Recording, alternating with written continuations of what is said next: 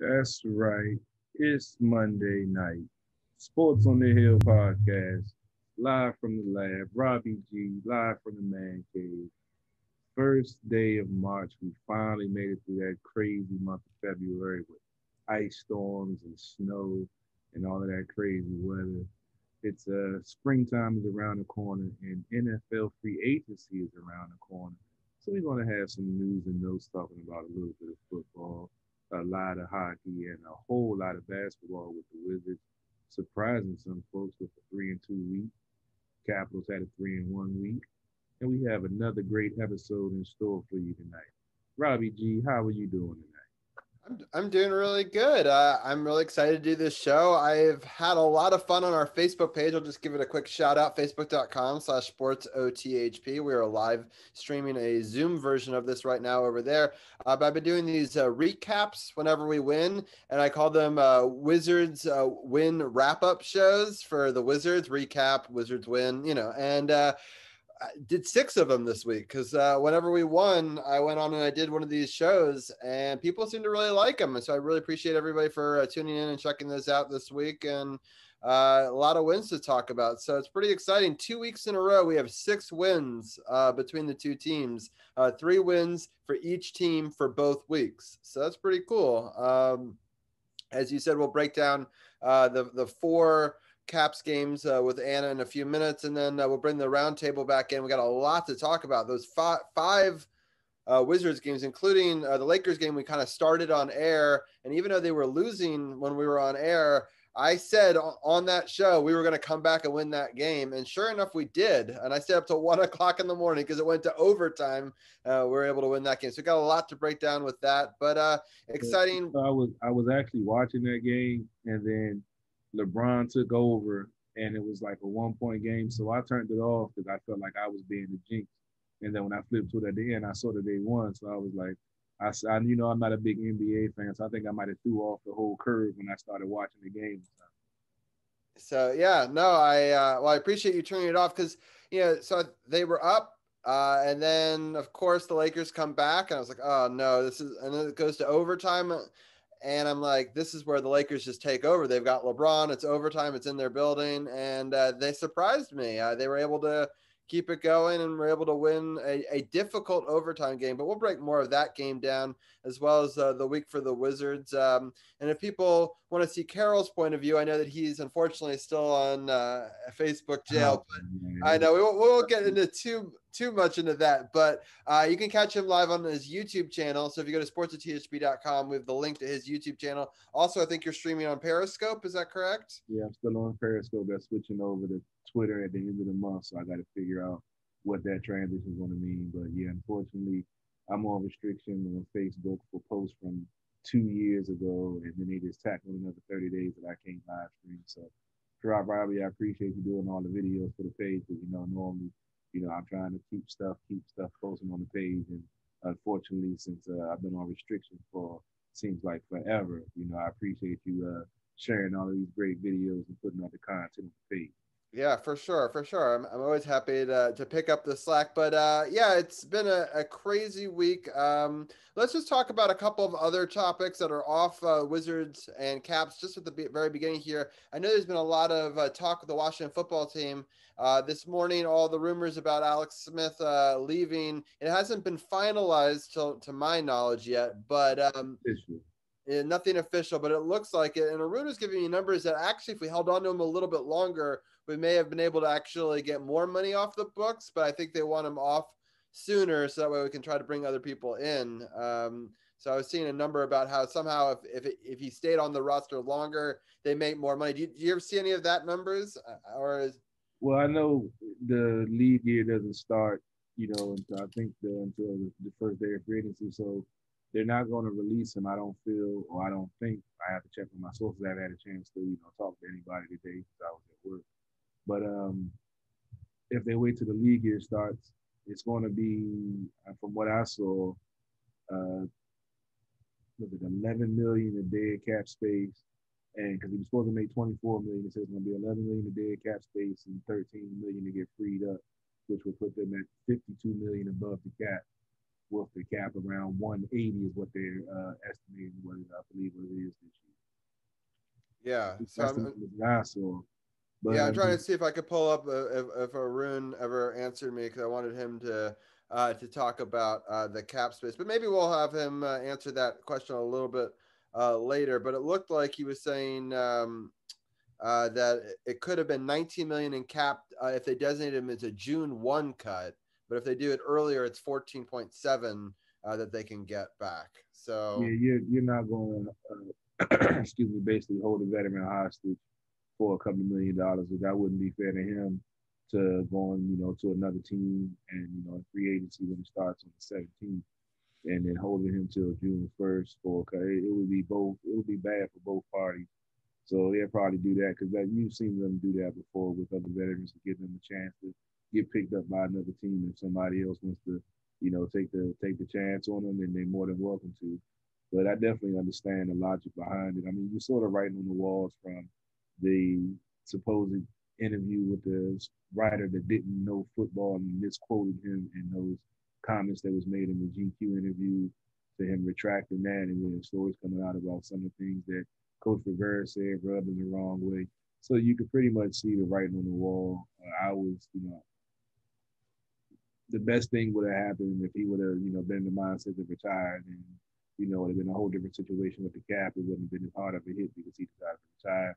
But he decided he feel like he can still play this game. I mean, So it's hard to argue comeback player of the year. I mean, how could you say that you couldn't put another year together from what he I just mean, did? he could, but we saw with his stretch run, he still couldn't, compete because of the wear and tear on that leg. After 17 surgeries on that leg, he's going to get fatigued, and it's not even going to be injuries. It's just that he's going to be tired, and he's in their eyes, and I believe me and Dujanay spoke on this towards the end of the season that is he going to be able to play 16 games? And Right. even if he doesn't get injured, the fatigue on that leg, I don't at the head his age is not going to hold up. So the mindset here is we have a young team. That's why they're so far under the cap because they have a lot of rookies on rookie contracts. And that and Bruce Allen, even though everybody hated him, he fixed a lot of the cap issues that we had while he was here. So we're in a good position. I believe they're the team that has the fourth most money to spend in free agency. And, folks are concerned about the quarterback situation with Alex, getting released. But they're going to have money to throw at another free agent quarterback.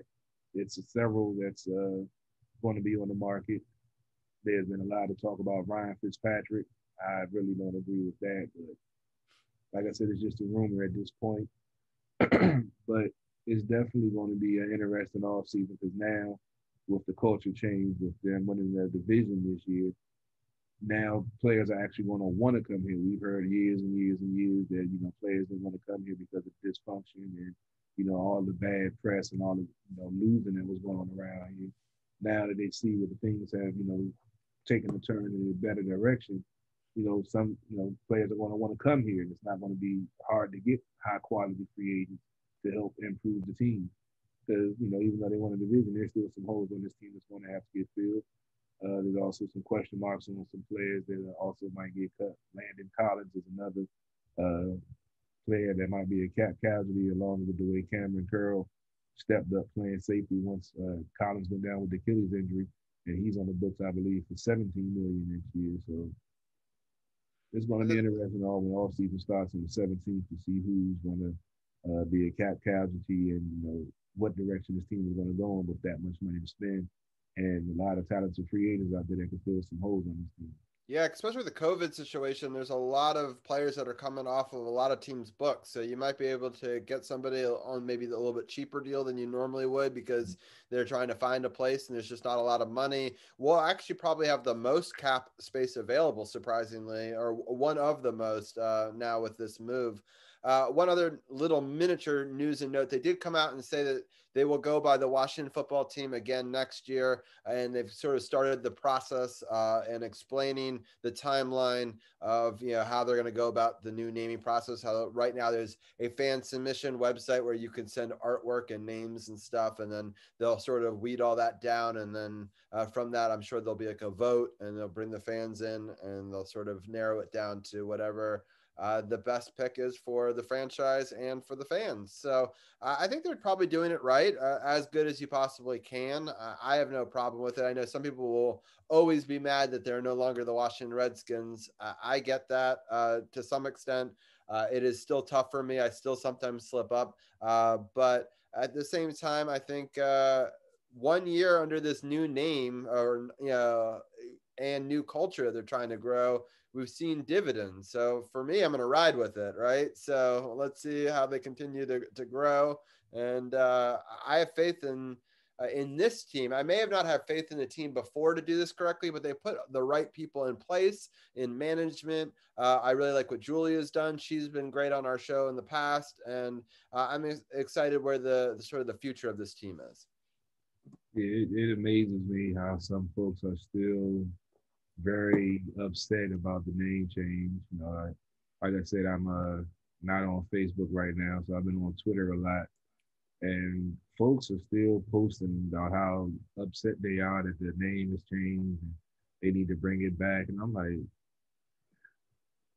they're not going to go backwards. I don't know who actually thinks that there's any chance that they pick the Redskins to be the next name. You know what I mean? Like there's zero chance. Folks have to understand change, is going to happen. You have to get used to the change. And, the name was changed before, so I mean, get over it for real. I mean, I'm with we you. had Miss Julie Donaldson on. She said that they were going to, try to get fan involvement in the name change, even though we heard that Ray Wolf was the leading candidate, but they wanted to get some, the fans involved and make them a part of it too. So that's exactly what they're doing.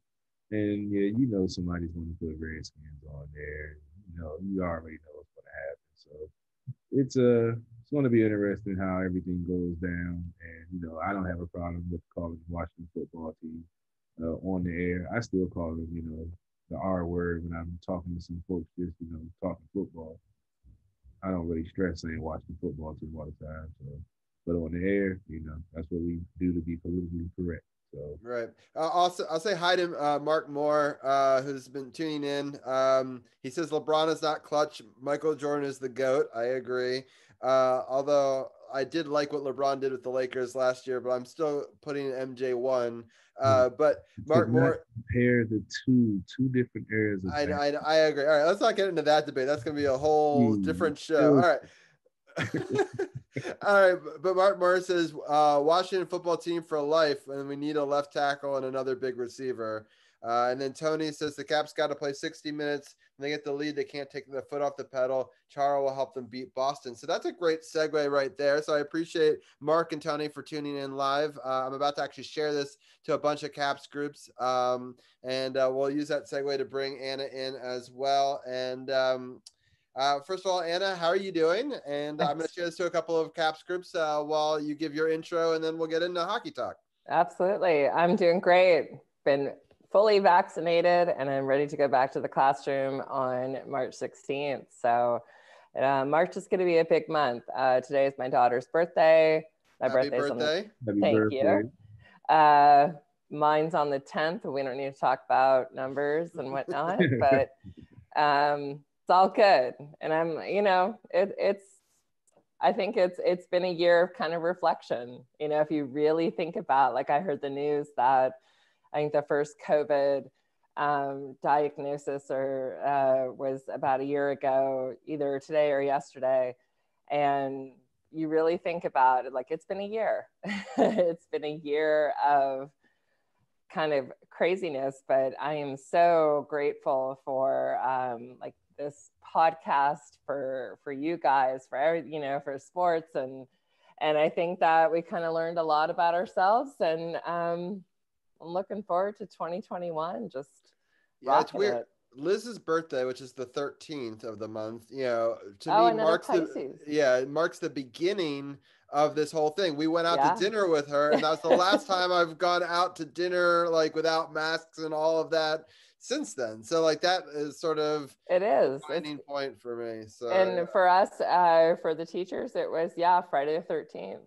Yeah, which is March Friday the 13th. So it's very bizarre, but I'm kind of feeling wanting to feel optimistic about moving forward. So we'll see.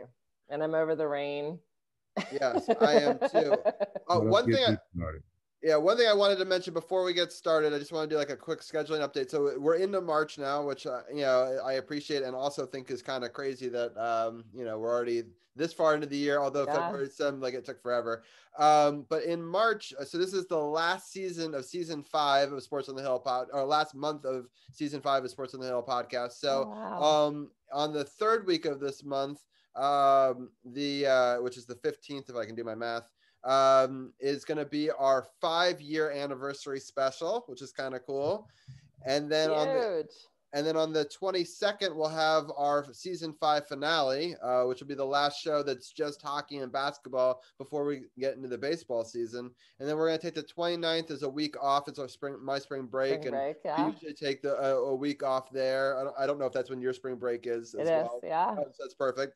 And then we'll come back April 5th with the start of season 6 of Sports on the Hill podcast, when we'll bring baseball into the fold. We're still trying to figure out when we'll put baseball versus hockey versus basketball. Carol and I will talk offline about how we're going to juggle all of it, but it's gonna be a lot. But it's all good stuff. Oh, good! I'm excited. So excited. But season 5 was the COVID season. It was sort of shortened. Oh my god! But tonight is episode 30. It's been 30 weeks since we've come back from that COVID break. Even a couple more. We missed 1 or 2 weeks with weeks off, but it's pretty crazy to think that we're on episode 30.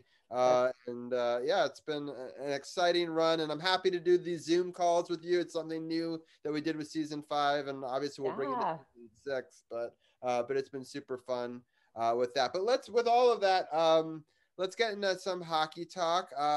Last we left off, we were going to have 2 games against the Penguins and 2 against the New Jersey Devils. Unfortunately, we have to break down that first Penguins game, but I'll let you break down the scoring of that while I share it to some Caps groups, and then we can move on from there. Of course. So last Tuesday, the Caps and the Pens played in DC in the first period. Pens scored the only goal at 6:41 with a power play goal. Second period, Caps scored at 4:38 with a wrister by Panik, assisted by Chara and Carlson. Connor Sheary scored his 5th at 13:18 to give the Caps a 2-1 lead, but the Pens tied it up at 13:40, and there were no goals in the third, and we headed into overtime, and here we go, 1:43, the Pens score, so it was a 3-2 loss. I will say, and I know I feel like frustrating and inconsistent, like it's just these like common words that I keep using, but I feel like this was just a really kind of what the hell game, to be honest. It was very much like the Capitals came on the ice and we're not ready to play. We're not ready to, they just weren't with it. Like they were not, it was, I don't know. It was a very frustrating game for me, to be honest. There was a huge, and I think the word I used before was disconnect. And I think this was a huge disconnect with the team. They just kind of didn't seem to be in it. And to go off of what Tony said in the chat, definitely not 60 minutes of hockey, and definitely a frustration. Yeah, Carol, what is your initial thoughts on this? And then I'll give my take. This one, I just feel Pittsburgh just outplayed the Capitals this game. You look at the shot disparity, they outshot them in every period except for the third. And the Capitals only got 7 shots on goal, and Pittsburgh got 6. So face-off, which has been a problem, throughout the season. They did get better toward the end of the week. But I know we'll talk about that in the remaining games, but you also have to look at the competition they were going against. But this game, I just feel like Pittsburgh outplayed them. I got to give a shout out to the Double V, man. He's out there doing it, as a rookie, coming up from the EHL and not being expected. I think we spoke on it last week, not being expected to, not knowing if he was going to play, be a backup, start, what, and the work that he's putting in, and he's getting more and more comfortable out there. So yeah, but he's playing his ass off. They still haven't been able to get him his first shutout. They've had a couple of chances in the third period where they had a chance and they gave up a bad goal or ended up giving a penalty up and getting a power play goal to get the other team into it. But he's been playing some great goaltending. Absolutely. Yeah, I mean, he's done some of the best numbers of any rookie goaltender for the Capitals in history. I mean, we talked about it early on, but the workload that he's getting, I mean, he's putting up, I think he's got right now the most wins of any rookie goaltender in the league. And he's like top 5 in wins overall, you know, which is really incredible when he was not even supposed to be the workhorse. It was obviously supposed to be Sam. And we'll get into Sam's first game back in a little bit. I know that Carol and I were going to have a little bit of a debate about Sam. We had a pre-show debate. So we'll see how much of that comes into play here. How did I miss that? Yeah. So I was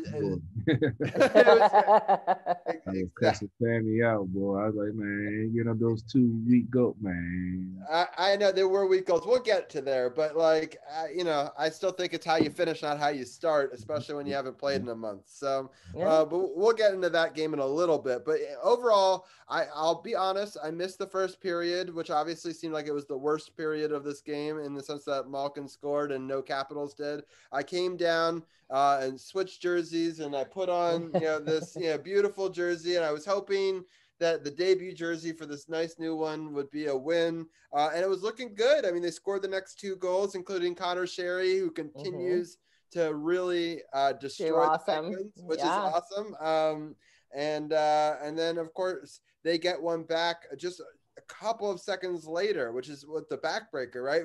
We take that 2-1 lead, and immediately it's taken away. And as you said, no scoring in the third, and then not a good goal. I mean, overtime's such a crapshoot. You know, there's just all these 2-on-1, you know, going back and forth usually.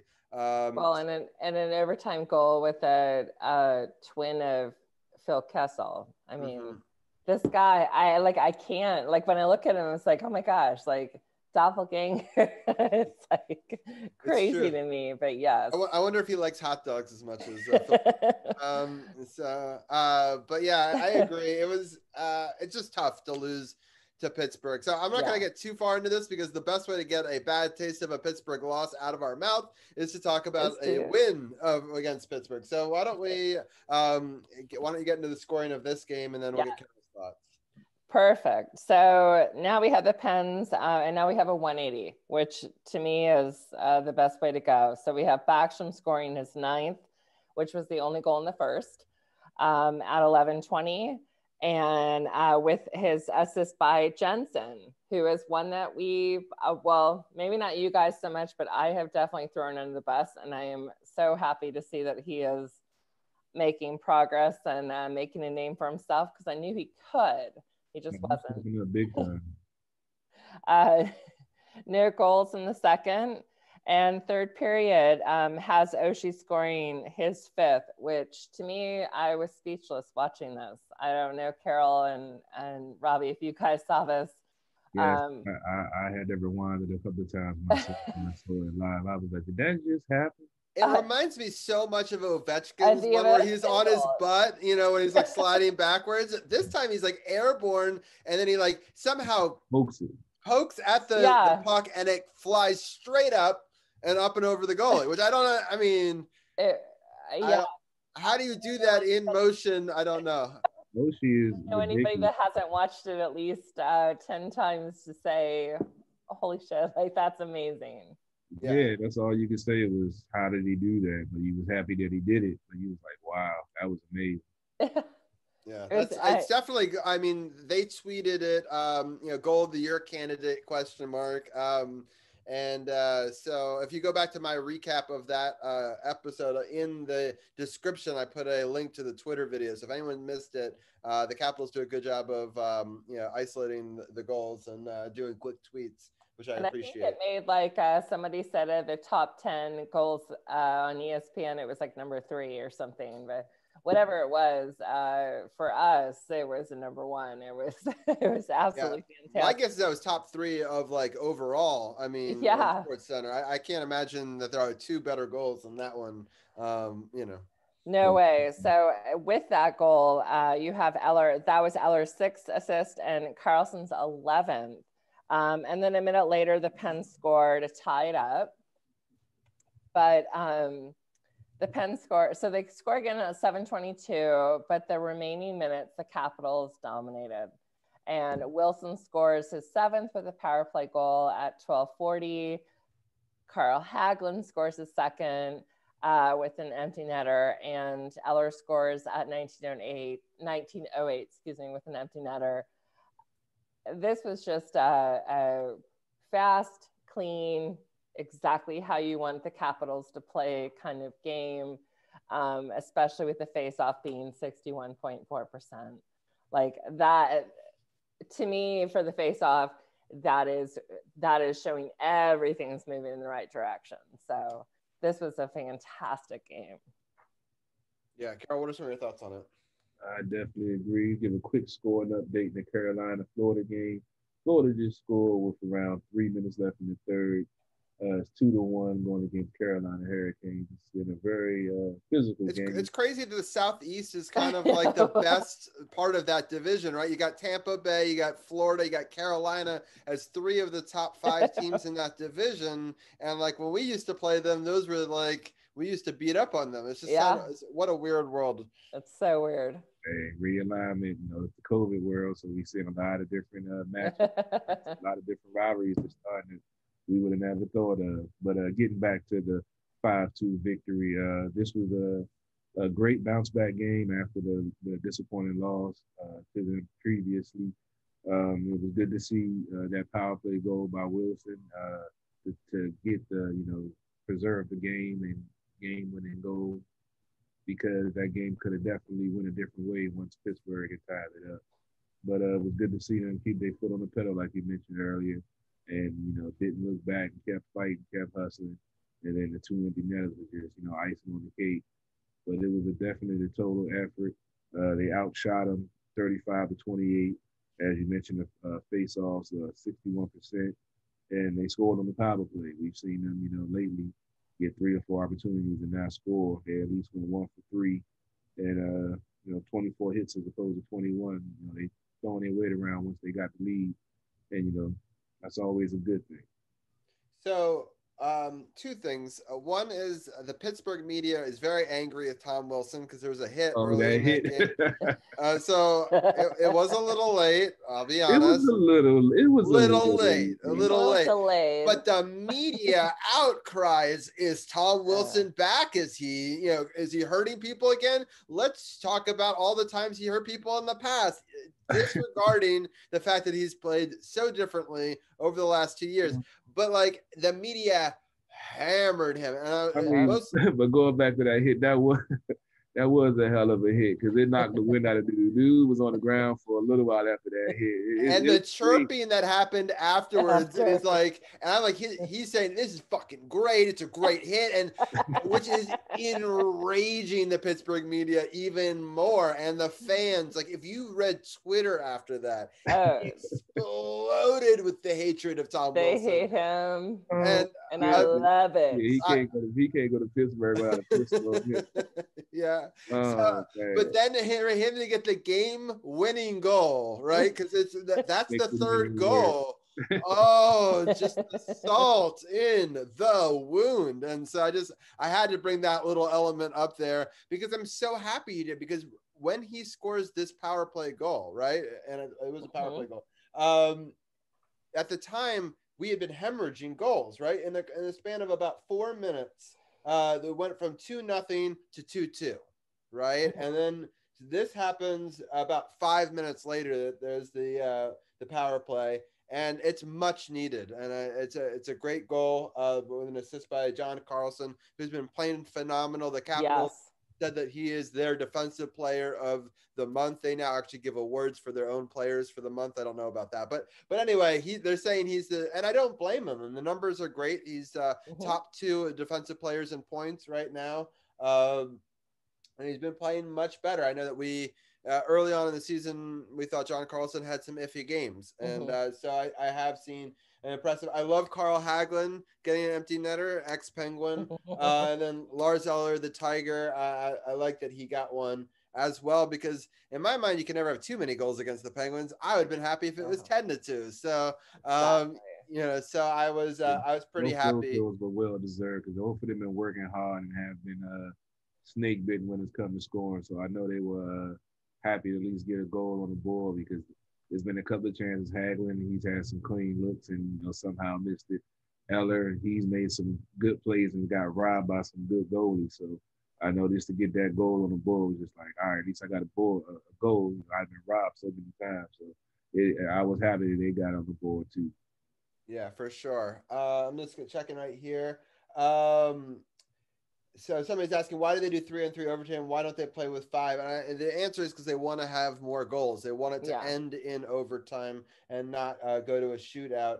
And Gil's watching, so hello, Gil. And how do you play overtime without Ovi on the ice? I think he was a little bit nicked up and injured. So I think to answer the question, that's why he wasn't on the ice. Take a maintenance day the next day. Right, exactly. And Ovi isn't the fastest player. He's a big guy and he's great, but and I know that he's scored a lot of overtime goals, but unless he's at peak form and peak speed, he could get burned really easily going the other way. It's a speed game in these 3-on-3 overtimes, and it's just too much of a liability at that point. And save him, because maybe save his energy if it does go to a shootout. Maybe you put him, I know he's not great at it, but like maybe he's still one of your top 5 shootout people. Right. So that makes some sense to me. So I appreciate everyone for chiming in and asking questions. I have a quick scoring update. All right, go for it. Carolina-Florida game. Oh, wow. Carolina pulled the goalie and scored a game time goal with 2 minutes left on the clock to make it 2-2. As soon as I gave the first update, I turned around. They scored again. They scored to start the game. Wow. So this has been a good game, man. That's awesome. All right, so I think that we've talked about that Pittsburgh game. I mean, it was a great game. Let's get into the 2 New Jersey games. This is the opportunity for the Capitals where everyone's like, oh, you just beat Jersey in 2 games, whatever. Good teams. Not whatever. Exactly. Good teams have to beat quote unquote bad teams. And I'm not even sure New Jersey is a bad team. And rebuilding. Exactly. And too often do teams play down to the level of the competition. And I felt like I didn't really see that in these games. I thought that the Capitals played well, as did New Jersey. I thought New Jersey played well. And these games, even though the first game looks like a blowout, I think is a much closer game. And that second game was very tight. So let's talk about the scoring in the Saturday earlier game first, and then I'll get Carol's thought.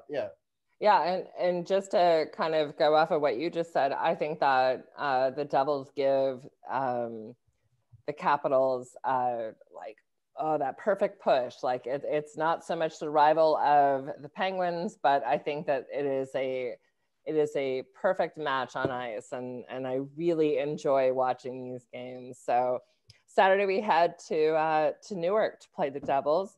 And at 3:36, Hathaway scores his third, assisted by Schultz and Hagelin. And 90 seconds later, Sprong scores his third, assisted by Dillon and Carlson. And at 13:40, Eller scores his fourth to give the Capitals a 3-0 lead, which I don't think a lot of us expected so early, especially in the first period, but I'll take it. Especially an afternoon game. Our afternoon starts have been very sleepy. So like we've been lucky to kind of stay in it in the first and then like win it in the second and third if we won it. I mean, the only afternoon game we'd even won to this point, I'll remind people, is the New Jersey game the previous Sunday. So it wasn't like we had won a lot of these afternoon games. In fact, we were, I believe, 1, 2, and 3 or 1, 3, and 2, one of those. But either way, not a lot of wins. Exactly. So although I thought it was going to be a 3-0 closeout in the first, the Devils do score at 18-16 with the power play goal to close out the first. And the Devils do score the only goal in the second. There's like, okay, what's going to happen next? Third period has Vrana scoring his sixth at 11:49. And Dowd closing out the third with an empty netter at 19:06 for a 5-2 win. And I felt like this was This was the Capitals team that we needed to see for a long time, and this is the Capitals team that we need to see consistently from now on. I know Kuzi wasn't on ice, but I felt like the lines were good. It was tight. They were exactly where they needed to be, but I don't know, there's something about this Devils team that I think there's like a perfect, like it's a good match. And because the Devils they have their veterans, but they also have a ton of young players. So I think that it's a good balance. And I think that, it makes for very fast and awesome hockey to watch. So this is a very fun game. Yeah, Carol, what were some of your thoughts? Very true, very true. Kuzi he has I think it's an upper body injury. That's why Sprong was in the game, and whenever he's got a chance to get in there, he's been playing very well. He has a great shot, and we saw that on that goal. With New Jersey, I was looking at a stat that the Capitals have won, 27 out of the last 31 games against the Devils. So the Devils, they're going through a rebuild. They got Jack Hughes. That dude is going to be nice. He's only been in the league now, going on 2 years. He's 19 years old. So they definitely have a bright future. But right now, the Capitals are just, too good for them. They play them tough. They play them tight. But at the end of the day, like you say, the Capitals are going to need to beat the teams that they should beat. And that's what they end up doing the most of the time with New Jersey. So it was a good, effort, a good, I'm not going to say barometer, but it was a good game to see what this team can do, when they're playing at their best, especially coming off of the Pittsburgh victory. You wanted to see how they were playing. Like Robbie said, sometimes they play down to their competition. This game, they didn't do that. Got off to a fast start, scoring 3 goals in the first, and, that kind of kept them going in the direction they needed to go until the next game. They could kind of coast in the second and then sort of put it on in the third and not have to expend all their energy. I don't want them to coast a lot of games, but it gave them an opportunity to conserve a little energy and play, for the back-to-back. Which that long change is a beast on the road. So yeah, like I said, the second period that might have played something into it. That's a good point, Robbie.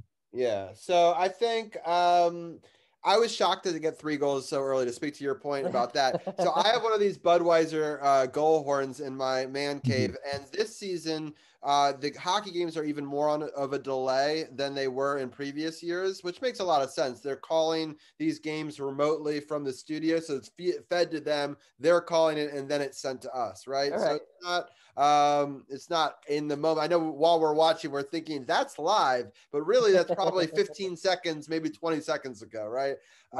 Which is true of most sports. Usually there's at least a 5 to 10 second delay, but this year it's even longer. So my goal horn goes off about 12 to 15 seconds before the play. So it gives me time to go sit down, get a beer, sit and watch, and then let it all unfold. At least you don't miss it. At least you don't miss it. So it's kind of funny because Zach goes running around and he's goal before there's ever a goal on the screen, and so let's watch it together. So but my dad made the point that it was a little anticlimactic, right? Because if you see a shot on goal and you didn't hear a goal horn 13 seconds ago, you know that we don't get it in, right? So I wanted to get it a little bit closer because 13 seconds is a long time. But so I was trying to adjust it because you can actually add delay to the goal horn in the app. Wow. So this was a phenomenal game for me to test this because it was goal, up the delay a little bit, another goal, need to up it a little bit more. And then the third one, I got it almost perfect. So that way the goal horn went off with the actual thing. So I wanted to thank the Capitals for helping me troubleshoot my goal horn with this first period. And so that was very enjoyable. And I'm happy that they held on and won the game. And Verana had a great birthday weekend, right? So, he scored a goal in this game, and I will use that as sort of our way to go into the next game. We had a great... Before we go to the next game, I saw something about Ron got benched in the second period for not showing effort, and that third period goal, that breakaway was kind of what spurred that on. Now, I actually watched the replay of the game at 10 o'clock because, I didn't get a chance to watch it. I was at work live. And I can say during that first period on defense, he was just, out there skating. You didn't really see him out there giving Mm-hmm. effort. And that's the one thing I got to give credit to your coach. He, set him down and he got instant results from it. And then, Yeah. like you said, piggyback into the next game on his birthday. But yeah, I did notice that, I'm a Ronda fan and I didn't notice it until I saw someone say that he got benched in the second. So I made sure to look out for it. And yeah, he was a little lacking in that first period. Excuse me. Yeah, it's very true. One thing I did want to mention, I'm trying to pull up the stat right here. Let's see, here it is. On Saturday, so from through his first 20 games, so this is a stat that happened on Saturday.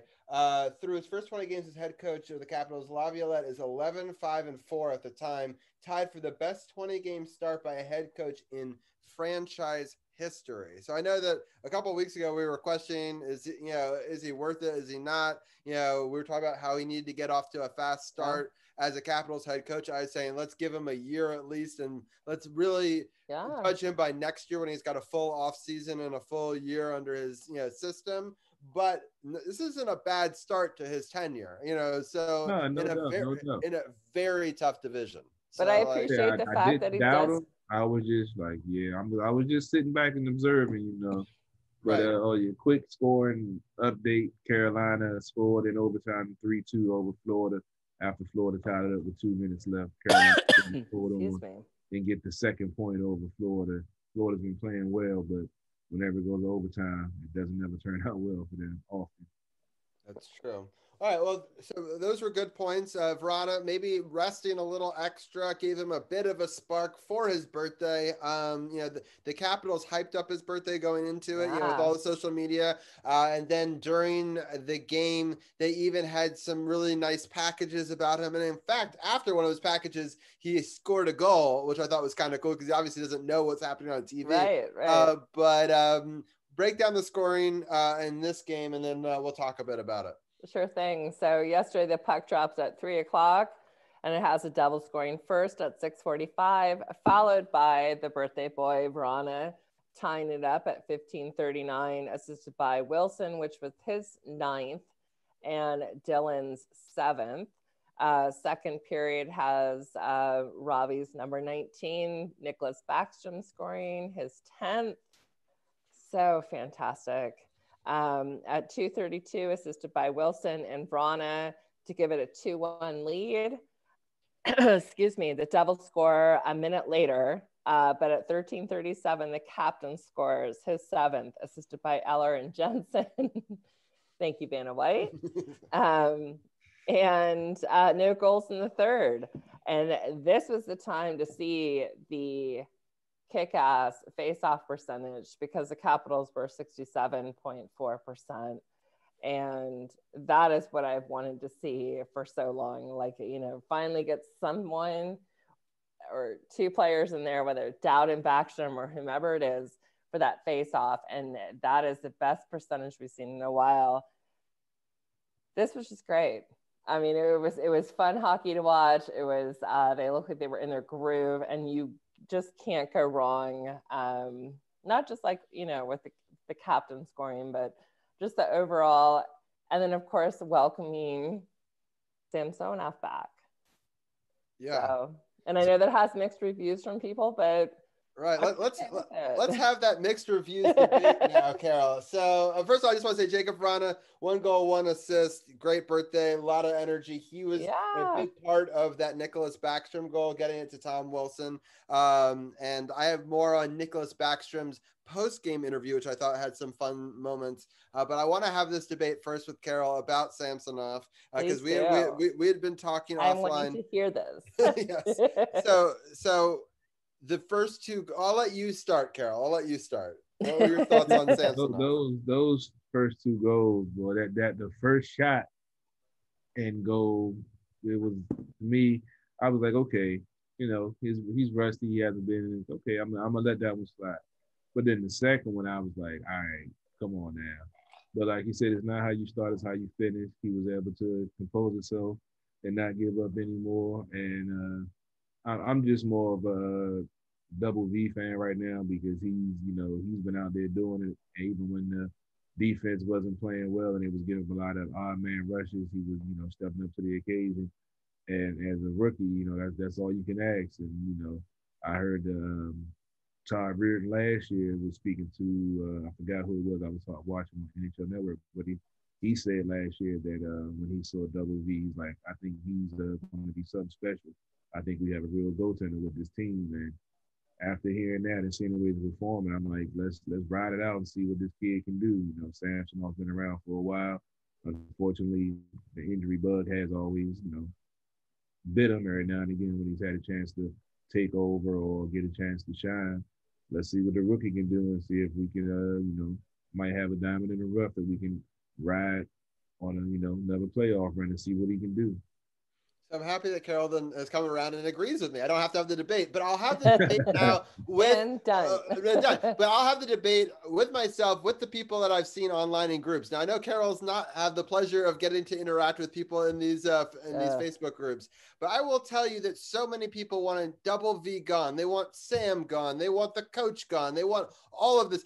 And we're in first place in the toughest division in hockey.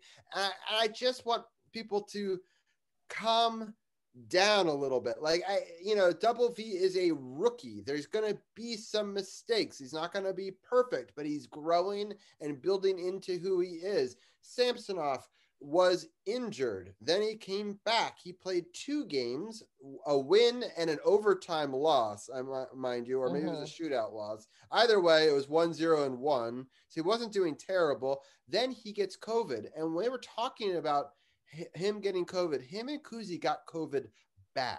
It's not like they just got little sniffles, little something, could come back in 2 weeks. They said they couldn't breathe. They said they were dizzy. They said that they couldn't walk. And they were isolated from everyone for like a month. And they had to deal with the isolation and their own internal demons. Do you know what it takes to go through that and then to be able to come back? And I understand that Kuzi hasn't been the same player since he's come back from that, but I don't know who could be. And I know Kuzi's got his own issues this season, and I'm not going to excuse everything on this, but I think he's also maybe injured and he's dealt with a lot. But Samsonov had it bad. And as a goalie, timing is everything. So to take a month off of hockey for a goaltender, just a little bit here and there off, could be everything when these pucks are flying at you at 100 miles per hour. And so he went and he did his AHL stint. He had 4 games there. The last game, he actually played the New Jersey affiliate on Friday, and he got one of the 3 stars of the game. I believe it was the 2nd star of the game.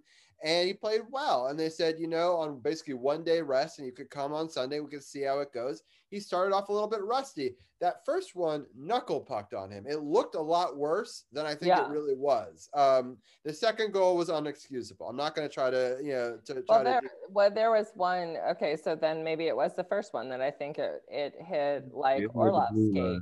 It's always bad when it's a shot from the blue line. Right. But I guess the thing that got me the most was his save percentage at Hershey was like 86%. Right. That's it wasn't good. I'm not going to say that he's been playing good, but that's why I got upset when he gave up those first 2. I was like, hold up, this ain't Hershey. Right. You can't be giving up 80%, 86% of the shots that's coming your way.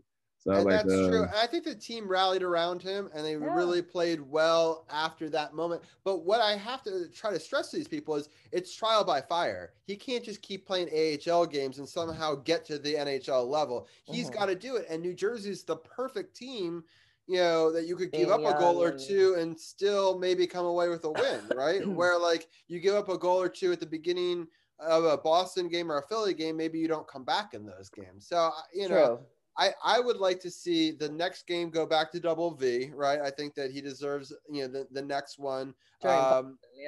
And a Boston game. But then I give Samsonov the Friday Boston one, and then you turn around and give the Philadelphia to Double V. And that way they both get some work in here, right? Because there's only 3 games this week.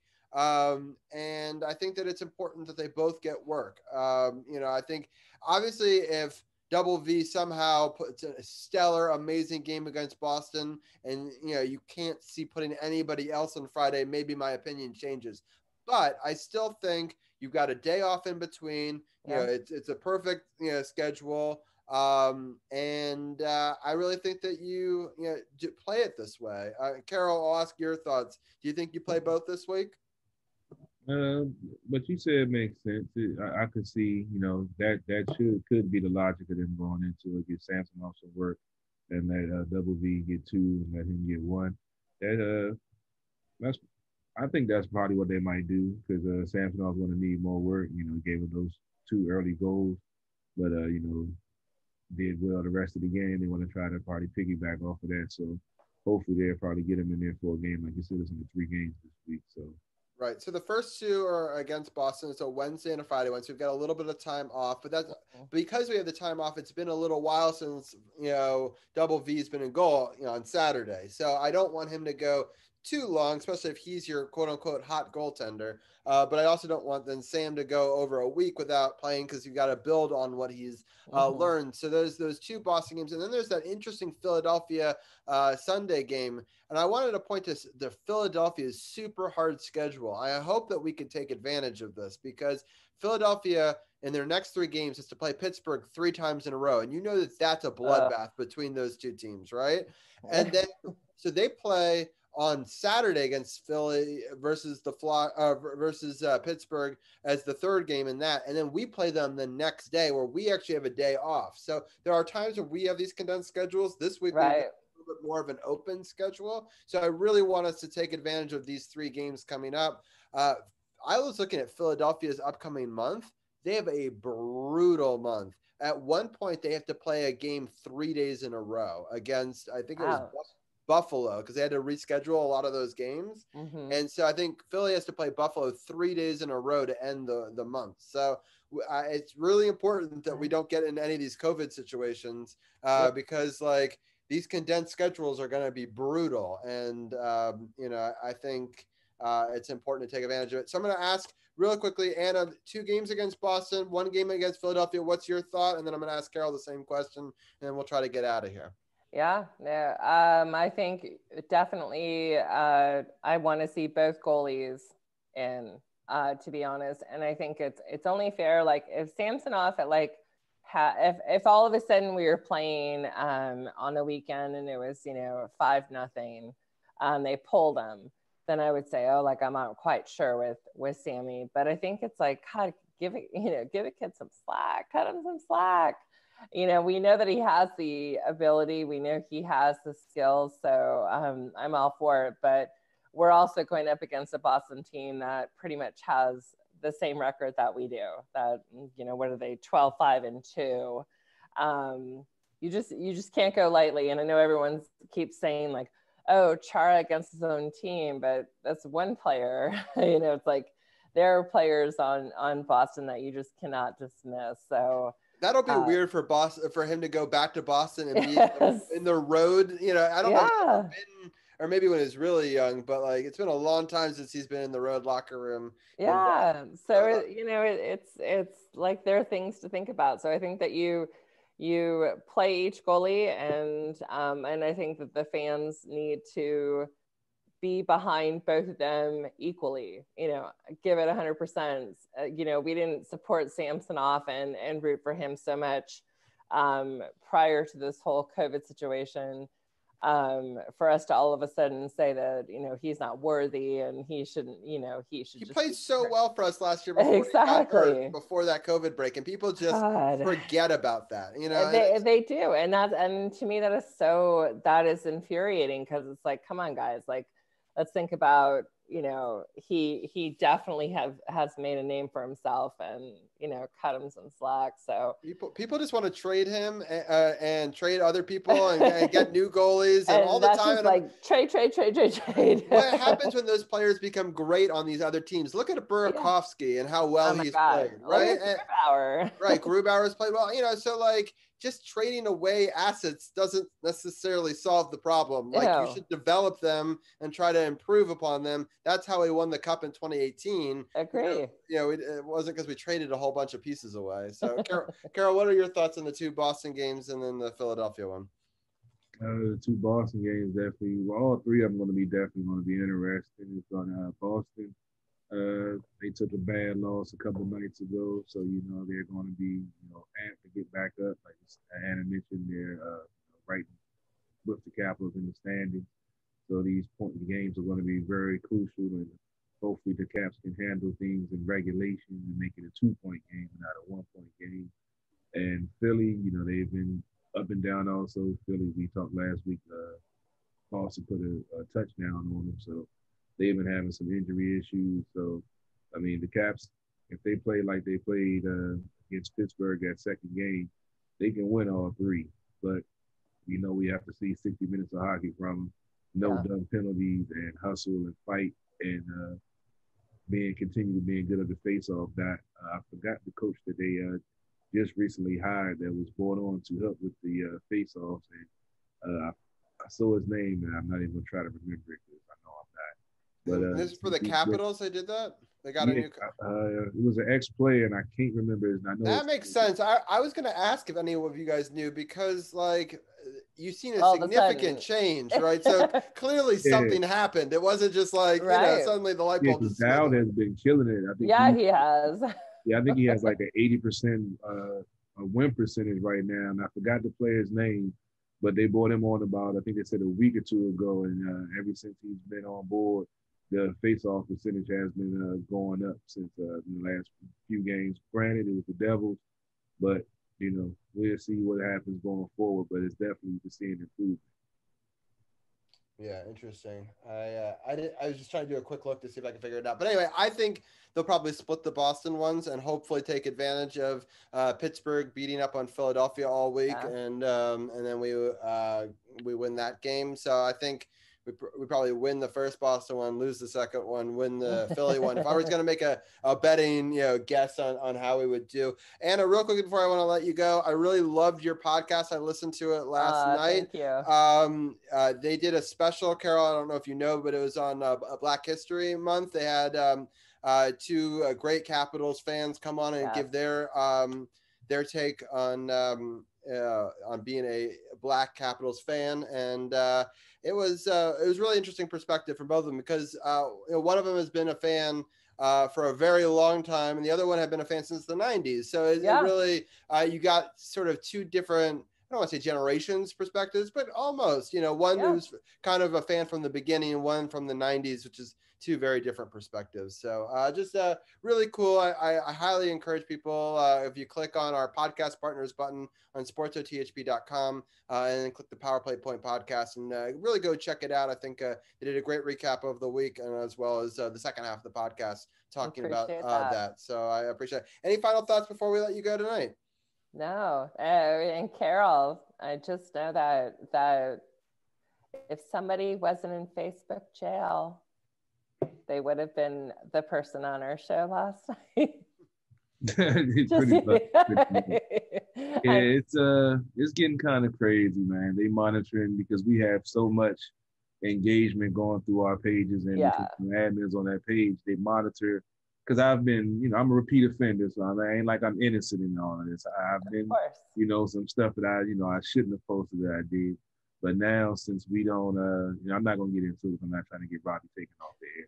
But yeah, they're really monitoring my activity, even old activity from 2019. So they just added another 30 days on to my bid. So stop! I didn't even do nothing for it. And close one of your groups. But anyway, we'll okay. Well, I didn't mean to open that can of worms. I don't want Robbie to get shut down too. Right. Whenever I start talking this, it always happens. I know, but Carol would have been great on that show. I know he does another show on Sunday nights as well, so there was a little bit of a timing conflict there. But we love obviously Carol's take on the Capitals, and but I really appreciate you guys bringing some light on because there's just not enough talked about and unfortunately there's not enough Black hockey fans and players in the league. I think Carol and I talk about it all the time. We don't understand if you love football. Like you should love hockey. I don't. My brothers are so reluctant. I even break it down to them. It's like basketball on ice. I try to break it down to them so I can relate it to them. Because I break it down. Your point guard is your center. He controls the pace. Of the game. Your forwards are your defensemen protecting your goalie. Your guards. That's basically your wings. They're the ones that can make the fancy plays. And they got pick and rolls. They got give and goes. You just got to watch it develop. And some of them, I've actually turned a couple of my folks on the hockey. They're not diehard fans like us, but I can get them to actually sit and watch a game with them. But most of my folks, they just so reluctant, man. They're like, we don't watch hockey. I'm like, but they upset when I don't watch basketball. I'm like, come on, man. You enjoy basketball. I enjoy hockey. And that was the big thing last night was trying to, when they keep saying with Capitals that they're, wanting to bring diversity to the sport. And I keep seeing these commercials and I agree 110%, but my biggest question is how, like I hear you guys saying it, but like, how is that going to happen? And so last night it was, Stuart and Ty brought up really good points that, hockey's damn expensive. It is a damn expensive sport. And so I think that, but I'm not asking people to all of a sudden play hockey. I'm just asking you to support it. Like, why not? Like, that doesn't cost anything, but it is very hard to get people It'll be interesting when the bid comes up, right? Because NBC owns the rights right now. And if it goes back to ESPN, if they controlled it today, I mean, obviously it was very different when they had it before. I'd be curious to see, hopefully they would still push it as much as if they push it like the way that they could push it, it could become more popular. They don't really push it like they used after that second lockout. ESPN was really hands-off. Because they don't have the rights though, Carol. If they were actually airing the games, they might push it more. Oh yeah, I mean they might, but I mean we'll see. But to piggyback off of what Anna was saying about the Capitals and the diversity, that video that they played, that young hockey player that went to the game, I'm actually friends with him on his father on Facebook, and I was trying to get him on the show. They actually had him down in Kettler. He got to meet the team. They gave him a jersey, all of that. And he actually is a young hockey player. He's going to be, he might as well say he's going to be in the NHL. He's like 12 or 13 years old. I love it. Feet and like almost 200 pounds. And he has skills. Yes. His father shows videos of him working out, going to the rink and everything. And he actually had a racist comment thrown at him a couple of years ago when they were playing hockey, and that's how he ended up getting invited. He ended up doing the interviews on the local news and everything. I haven't had a chance to stay in touch with his dad because, like I said, I was trying to get him on the show. But the Capitals are definitely invested in trying to bring diversity to the game. And like I said, you got fans out here like myself. I know, with Robbie and us going down to the Capital One for Valor games and Mystics games, we ran into fans that, African-American fans that did watch hockey that actually, watched our show and talk about it. So it's, like you said, Robbie, if it gets on ESPN and gets more, pub than NBC does, then yeah, hopefully it can bring back. But that second lockout really hurt hockey on so many different levels that folks don't even talk about it. But yeah, I remember Wednesday night hockey on ESPN. They used to hype it up, had a whole, pregame and, had it in the ice and on the ice like they do on NBC now. So yeah, if they can get back to, some more mainstream markets, then yeah, it's possible. A lot of folks don't have NHL Network. I love having it, but a lot of folks don't. And there's a lot of great hockey coverage on there that's not being seen by the, folks that could be fans. Agree. That's very true. All right. Well, Anna, we kept you way over time. We appreciate you giving us an hour tonight. I will send you my bill later. Exactly. And all right. And but we'll have you on next week, and we'll recap those 3 games. And let's say for all Boston wins, right? Oh yeah, win all of them. Yeah. Marshawn. 3-0 week would be good. Yeah, that'd be great. Two weeks in a row, we've had 3 wins, so that would be nice. So, but I think Carol and I just want to see Tommy drop the glass with Marshawn. I want to see knock him out. Or you know what? I'll take Dylan or Hathaway at this point. Yeah, I just want somebody to put him through the ice. just punch him so hard that he's under the ice. How funny would it be if it was Chara though, right? He just wrecks him. Like... Oh, that would, that would be amazing. I would love it. That would be perfect. Yeah. I love it. All right, but have a great rest of the show. I'll see you guys next week. Thank you so much. Take it easy. Awesome. All right. Well, that ran a little bit over, but we're just gonna, we'll just go a little long on the NBA on the back end. But I appreciate the hockey talk as always. We'll bring, I guess, the guys in now, and Carol will talk a little bit at the very end. Yeah, I might chime in. Like I said, I watched a couple of games this week. I jumped on, so I might have a couple of questions for the panel and see what their thoughts are. Nice. Sounds good. All right. Well, message me if you want me to give you some spot time for that. And all right. So I got the whole squad here. Welcome on in. I'll introduce. How are you doing? I'm doing great. Just calling in from my lake house over here. Sounds Watched good. a lot of Wizards games this week. All right. Sounds good. Arun, are we going to see you on camera, or are you going to just be the voice of Arun? I'm here with my dog. Sorry. I thought there was only 4 people allowed on this video. No, you're good. It's only when Carol has his feet up that we can only fit 4. Lucky and Airbud too. That's our fit. Nice. And Brian Brennan, I was checking out the last 2 episodes of Upon Further Review. You're doing an awesome job as always. How are you doing? Thank you. I'm doing well. Thanks for having me on. Sounds good. And Champ, why don't we do a quick mic check to see if that works better? How does it sound now? It's very loud. Oh my God. I don't know. It sounded good on your podcast. I was checking that out earlier. I don't know. But obviously Zoom has very different settings. We'll get back to People's Champ in a second. I'm going to share the screen right now. We'll get some stats live. So exciting week. Just to recap it for some people. Obviously, we last left you off in this Lakers Wizards game where I kind of said that I thought we would come back at the in the first quarter. They outscored us 33-23, and that's kind of when we were on air. The Lakers outscored us in the second as well, 30-26. But the Wizards really came on strong in the second half. Outscored 31-23 in the third and 35-29 in the fourth. They actually kind of took control over the game, and then the Lakers stormed back and forced overtime. And I was a little bit nervous. I thought that this is where the Lakers would kind of take over, and maybe I would be wrong with my prediction. But in the end, the Wizards outscored the Lakers 12-9 in overtime for a 127-124 win. I'll just remind people of the box score. Bradley Beal had a great game, 44 minutes played, scored 33 points. Westbrook also played for 44 minutes, just an assist shy of a triple-double, 14 rebounds, 9 assists, and 32 points for him. And Robin Lopez and Rui Hachimura were also in double-digit scoring.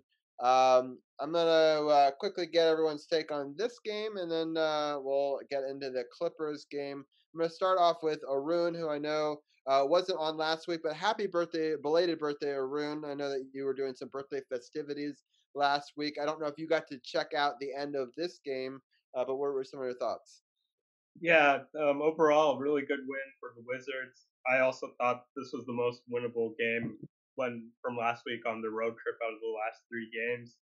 And what it came down to is the fact that the Lakers didn't have Anthony Davis, and Montrezl Harrell was scoring as much as Anthony Davis was, but he wasn't doing it on the defensive end, and that's why Vogel took him out of the game. And in the overtime period, Russell Westbrook and Bradley Beal came through. And I thought the key to the game was just making sure LeBron wasn't angry enough or motivated enough to beat the Wizards. Because typically, like Wall used to say in the past, like, oh, LeBron's scared of playing us. He didn't want to play us last year in the playoffs. And then LeBron would go on to hit like turnaround fadeaway 3-pointer in the corner. So overall, it was just it was pretty funny that after the game, the national media is like, what's wrong with the Lakers? Like, that's like typically what's happened every time the Wizards have beaten the team, but it's a long regular season. Nobody should really be worried about the Lakers. They've struggled in the bubble and they won the championship last year. Maybe we'll be worried if they're down in the series, but they're the defending champs. But it's still pretty impressive win for the Wizards. Yeah, it was a very impressive win. I was surprised that they took him out. You say it for defensive liability purposes. It's interesting. He picked up his 5th foul, and I thought that they thought that because he wasn't playing good defense to begin with, and that he would try to play off people, that we would just maybe attack him even more with that 5th foul. So I think that maybe that was part of it as well. I'm going to go to Tim next. Tim, what were some of your thoughts on this game? This was definitely a great win. The Wizards were down by about 17 points in the second half and had a great comeback. They pulled it out in overtime eventually. Harrell had his season high in points, so the Wizards couldn't really stop him. Like Arun said, this wasn't angry A+ LeBron, but he still had almost triple double there. So for an off night, those are pretty damn good numbers. And besides Anthony Davis being out, they also had Schroeder out. So the Lakers had two big pieces not playing, and the main focus was on their own 3-game losing streak. It was all about the Lakers losing this game more than the Wizards winning it, but you got to give it up to the Wizards because this win gave us our longest winning streak in 3 years, which is great and pathetic at the same time. But you love to see wins like this because this could be a turning point in the season to beat the champs on their home floor. People are going to start to take notice. Especially when it goes to overtime and you think, oh man, they had that opportunity and then they lost the opportunity to then be able to gather themselves back up and figure it out. Champ, what were some of your thoughts on this game? Again, it seems to be the running gag when it comes to this team, and that's playing defense. And they don't seem to want to play defense. And then the other running gag with this team is shot selection. How do you go 9 for 25 from beyond the arc and think you're going to win? You get lucky and win a game over the defending NBA champions going 9 for 25 from beyond the arc. And that seems to be the theme with this team, is that their shot selection is just not smart. They don't seem to want to make the smart and correct shot in order to maximize themselves in terms of offensive productivity. And you can't afford to not be able to make the right shots when you don't play very strong defense. And so for you to only make 9 3-pointers out of 25 attempts, you got dang lucky that you walked out of Staples Center with a win over the NBA champs. Seriously. That's basically all I have for that. That's all I have. Yeah, we still got a little bit of a hum. I don't know if I'm trying to figure out what it is. It's the mic. It's the mic. It's the mic. I've had this mic for months, and it's the mic. There's nothing I can do about it. Yeah, no problem. All right, I was just trying to troubleshoot on the fly. All right, Brian, what were your thoughts on this game? Yeah, I agree with everything that's been said. Despite the fact there was no Anthony Davis, there was no Dennis Schroeder for the Lakers in this game, I think it's still a good win for the Wizards, despite the fact that, they almost blew it. And, the situation with Harrell, I still don't really understand the decision to take Harrell out. He was doing really well in this game. And so I don't really 100% understand why they would take him out, even though, you mentioned they did pick up his 5th foul and there were defensive concerns. But Harrell was doing such a good job for the Lakers in this game that I was really surprised that they took him out. But obviously, it helped the Wizards, and like I said, despite the fact that Davis was out and Schroeder was out, and there are all these factors in play for the Wizards, I'm going to say this was a really good win. Probably to this point, probably the best win, one of the best wins of the season for the Wizards so far. And I mean, just considering who they beating them in LA, it's a big win. It's a big win, and despite everything I said, they should feel very good about it. Yeah. For sure. All right, let's get just for timing purposes, we got to get through 5 games. Let's get into this Clippers one real fast. This is a game that I thought we would lose because I thought there would be an emotional letdown. And just from the start, they just got walloped in the first quarter. The Wizards only put up 20 points, maybe a hangover effect from playing the night before on that same court in a very long, tough game against the Lakers. But the Clippers put up 36. In each of the first 2 quarters. At least the Wizards put up 35 in the second, but even at that point, there was already a 17-point lead. The Wizards put an incredible third quarter together and scored 39 points to the Clippers' 27, but then the Clippers showed up in the fourth and scored 36 points, and the Wizards only are able to put up 22 for that 135-116 victory for the Clippers. But overall, I thought that the Wizards still put up a lot of points. Westbrook, 1 rebound shy of a triple-double. it's pretty amazing that he has as many triple doubles as he has. We'll talk about that in a few minutes, but he could have so many more. A bunch of these games he's missed it by just one or two stats. Bradley Beal put up 28 points, which is actually low for him this season, which is kind of funny. Wagner put up 21. Neto and Rui Hachimura also played pretty well. For the Clippers, they pretty much had scoring all around, and it was just interesting, I guess. They seem to just play better throughout the game. But I'll get everyone's quick take on it. I'll start with Tim. What were some of your thoughts on this game? Yeah, it's hard to win a back-to-back against another great LA team. I also thought they were going to lose. To be honest, I didn't watch this game because it was on so late. But my big takeaway is they showed a lot of fight. That third quarter comeback was really impressive. Obviously, they got rolled in the fourth quarter, so it didn't matter. But I like to see Wagner playing bigger minutes. He could barely crack the lineup at all early in the season, and now he's starting a lot of games and scoring in double figures. He's a really great energy player, whether he's off the bench or starting. So that's the one upside to this game. But I don't really fault the Wizards for losing this. I just wanted them to split in LA anyway. So those are my thoughts on this. Makes sense. Brian, what are your thoughts? Yeah, I agree with Tim. Just splitting in LA is good. And I think that's kind of what we all thought would happen. And I think just honestly, just coming away with the win against the Lakers was big the night before. You were just due for a letdown, honestly, in this game against the Clippers. The Clippers are a really good team. You saw when you were cycling through the stats, Paul George and Kawhi Leonard both, I think, combined for 62 points. You're just not going to beat that. That's just a great effort from another great Clippers team.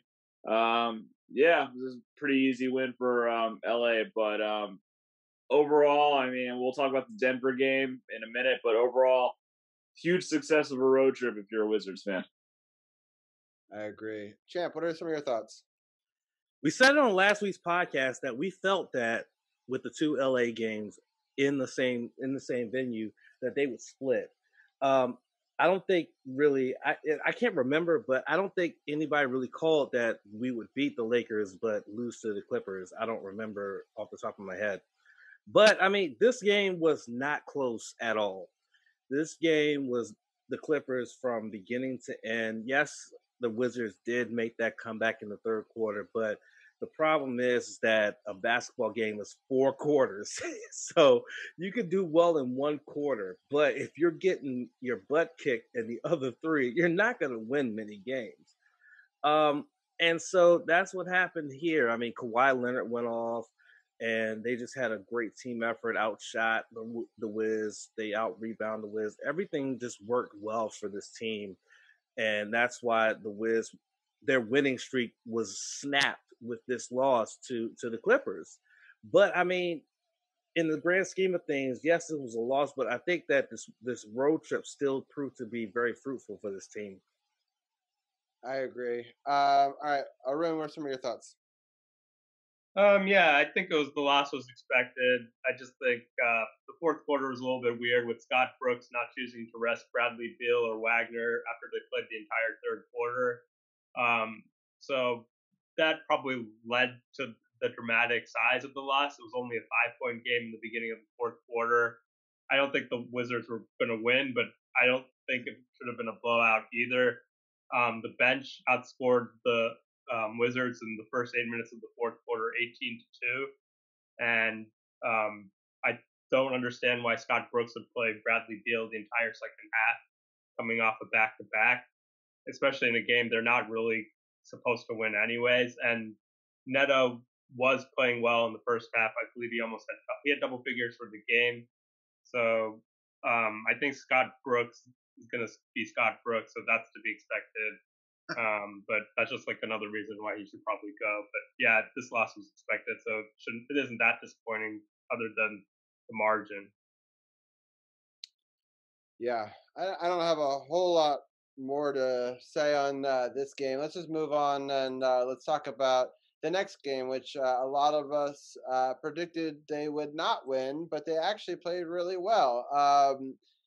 So the Nuggets are a really good team, and last time the Wizards played them, they beat them, and it was sort of surprising. So a lot of people thought that in the Mile High with the altitude that Denver would get their revenge. It started off well for the Wizards. They outscored the Nuggets 26-22.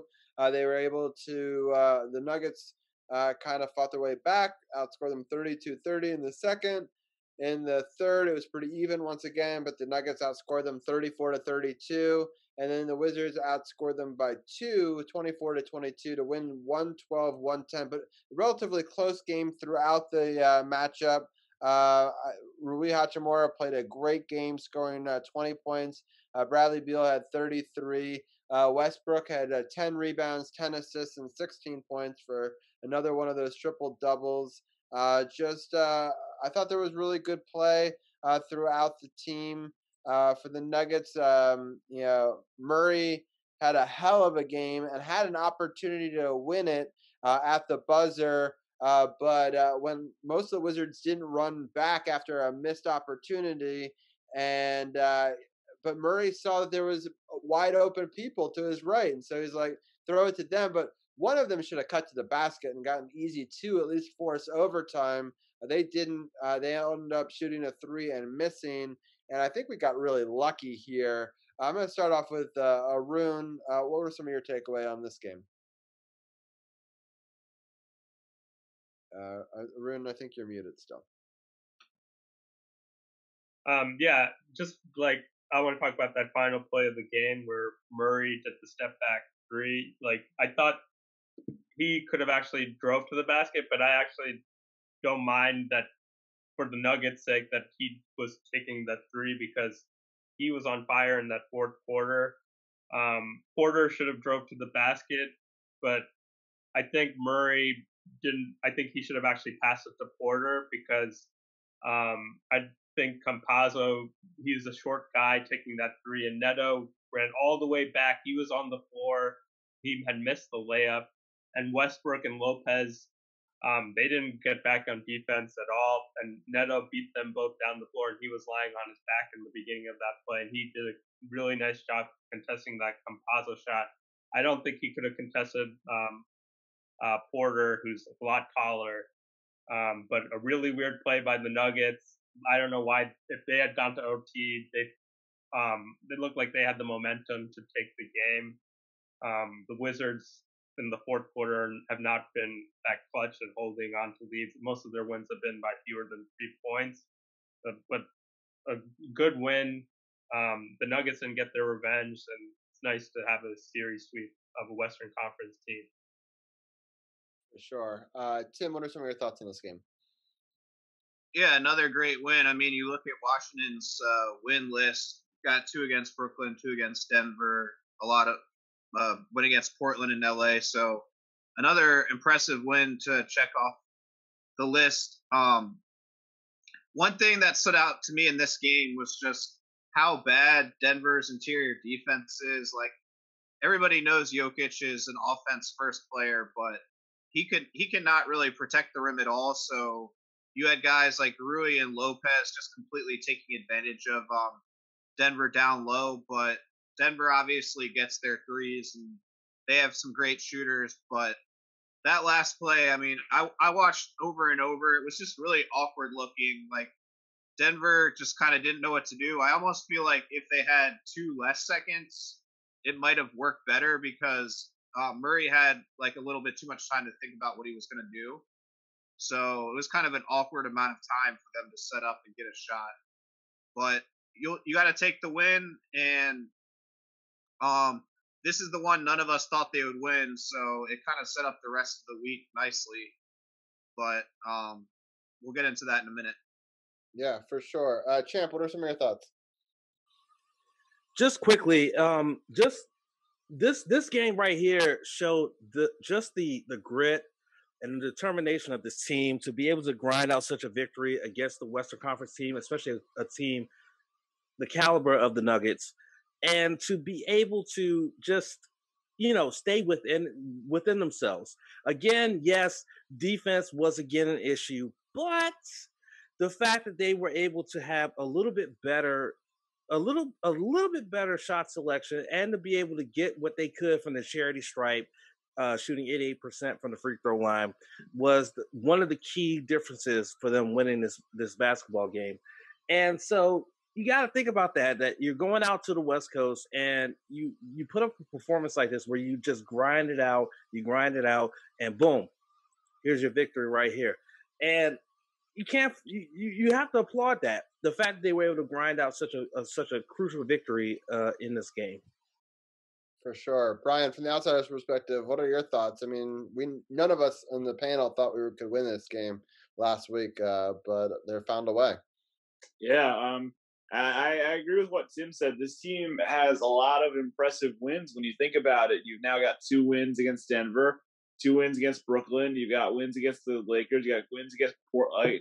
This team has beaten some very impressive teams. And, you've got to be very happy with that. Like, they play up to their competition. That's something you'd like to see from teams like the Wizards. As far as the selection at the end goes for Denver and their shot selection, taking the 3 when they could have easily had 2 and sent the game to overtime. I don't really understand that either. I like everybody else has said, it felt all kind of like clunky and rushed and just kind of like put together from the Nuggets, which is something we don't really expect from them. They're such a good team. They made it to the Western Conference Finals last year. So we expect better from them, but this is definitely a good win for the Wizards, and it adds to, it's not like the NCAA tournament where you've got your certain resume and that gets you into the dance, but these wins are nice to have. Like, some wins are definitely greater than others, and this is one that you would like to have. Right. I think that there are wins that you could build on and use as a way to say, hey, look, if we play defense in some key situations, it's kind of crazy that holding a team to 110 is good defense for the Wizards, but it is, because they have the ability to score over 110 points almost every night. So the problem with the Wizards hasn't been on the offense, it's been the defense. Now, there's been some games where some of the players haven't played great offensively, but ultimately, it's always been coming down to stops. I mean, we'll talk about the Boston game in a few minutes, but we lost that game because of defense, not because of offense. There was an opportunity where you're up 5 points with less than a minute. You got to find a way to win that game, and so it's frustrating because I've been talking to lots of Wizards fans, and they want to tell me, this is the real Westbrook, and blah, blah, blah, blah, blah. And I get that. Like, I think Westbrook isn't as bad as some of the haters say he is. And I don't think he's as good as some of the Westbrook lovers say he is. And he's got to continuously prove this. I think it's a great couple of weeks stretch. But we got to prove that the beginning of the season was the anomaly, not that this is the anomaly, right? So, like, if they regress next week, and next week's not a good example because we only have 2 games, but when they start having more games again, if they start to regress against bad teams, then it's like, well, maybe they just got lucky for a couple of weeks. But if they continue this play, they could find themselves into the 6 or 7 seed in the East. I think that they actually have a legit opportunity of that. So it'll be interesting to see how it goes going forward. Let me, just for timing purposes, let's just move on to the next game, which is the Timberwolves game, which is a game that we all predicted that they would win. So that was a good game overall. The Timberwolves started off outscoring the Wizards 29-27. The Wizards in the second outscored them 27-23. But the difference came in the third quarter. They put together a phenomenal third quarter. Outscored them 44-29, and then they basically kind of coasted in the fourth. And they ended up winning 128-112. And just a quick look at the box score. Towns played phenomenal as he usually does. I thought that the Wizards, the big people, obviously Bradley Beal, Russell Westbrook getting another triple-double, 14, 12, and 9 this time. Bertans played great at moments, scoring 19 points. Garrison Matthews played well, had 18 points. They had a lot of scoring from throughout the team, and a good team victory. And this is the game, I believe, that Russell Westbrook breaks the record for having 10 triple doubles in a season for the Wizards, which is the most ever in a single season. And he did it in only playing 24 games, I believe. So he's going to just destroy this record, I imagine. But the more important thing is we got the win.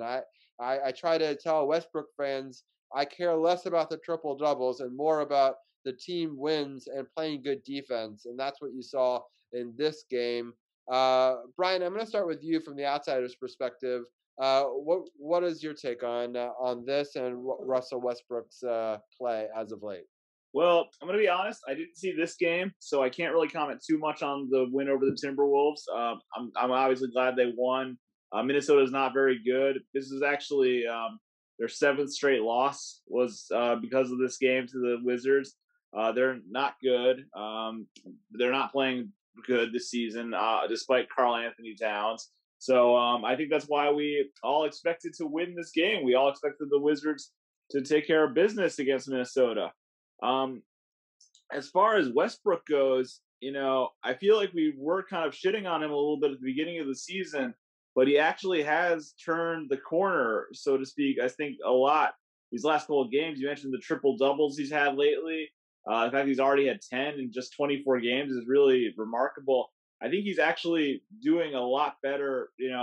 When he first got here, he was really struggling. I think I remember seeing a stat that said he had 163 points on just 163 shots, which is terrible. But since then, I feel like he's done a lot better. And he can be a big part of this team as they try and turn around and maybe make the playoffs. So we'll see what happens in the second half of the season. But Russell Westbrook, if they are going to go on a run here, Russell Westbrook's going to need to be a big part of it. And lately he has been playing a lot better. Yeah, my issue, I guess, at this point with him is his defense and turnovers. When he can play good defense and not turn the ball over, they play much better. But Arun, what are your thoughts on Westbrook and then also on this game? Westbrook, he started off pretty slow in this game. But because he was going up against Anthony Edwards, who's the #1 pick, and he was doing dunking over Robin Lopez.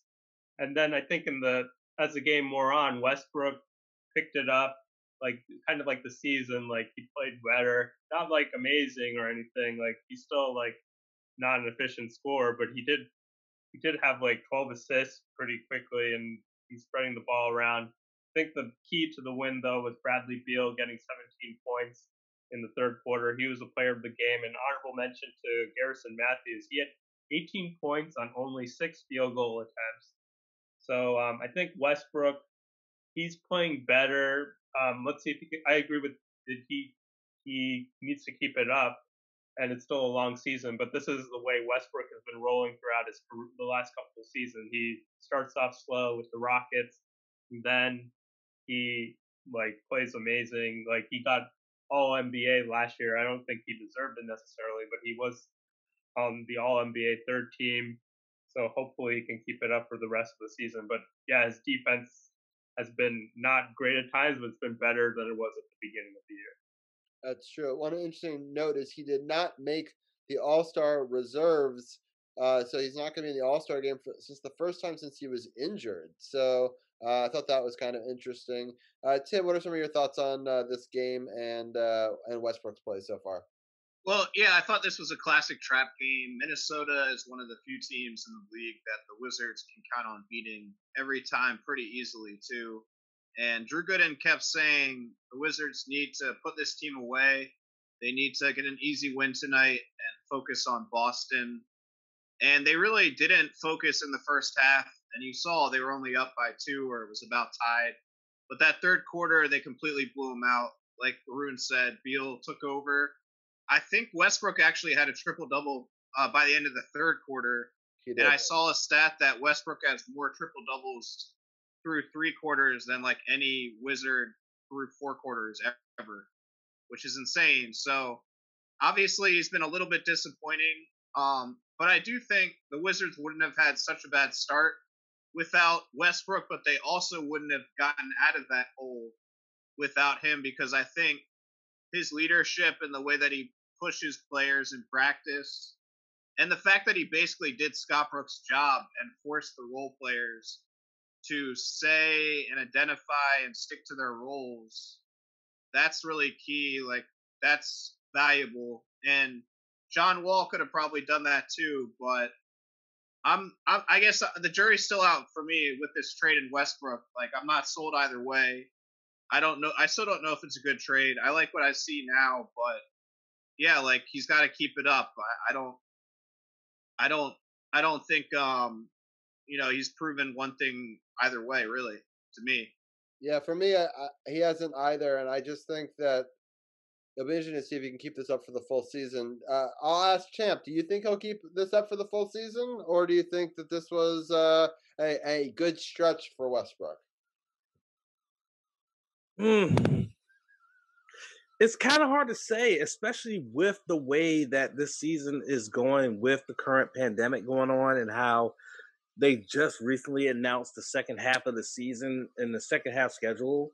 So it's kind of hard to say if Westbrook can keep the same output in terms of this past stretch of games averaging a triple-double. You can't really pinpoint that.